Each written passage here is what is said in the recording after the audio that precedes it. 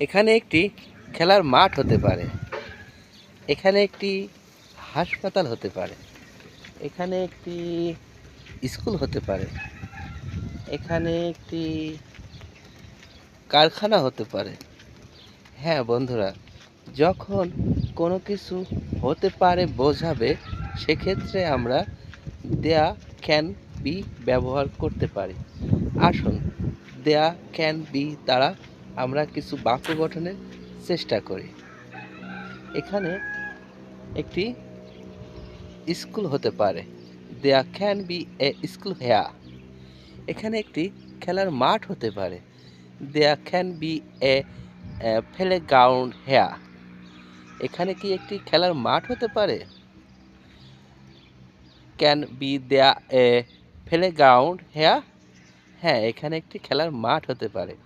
Yes, there can be a playground here. না, এখানে একটি খেলার মাঠ হতে পারে না। No, there can't be a playground here. কেন এখানে একটি খেলার মাঠ হতে পারে? Why can be there a playground here. কেন এখানে একটি খেলার মাঠ হতে পারে না? Why can't be there a playground hair. কিভাবে এখানে একটি খেলার মাঠ হতে পারে? How Khan B there a playground hair. কিভাবে এখানে একটি খেলার মাঠ হতে পারে না? How can't be there a playground here. কেন এখানে একটি খেলার মাঠ হতে পারে? Why can be there a playground hair.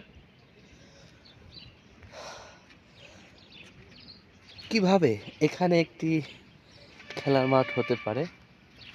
How can be there a playground here. Okay, my dear honorable and lovely viewers, at the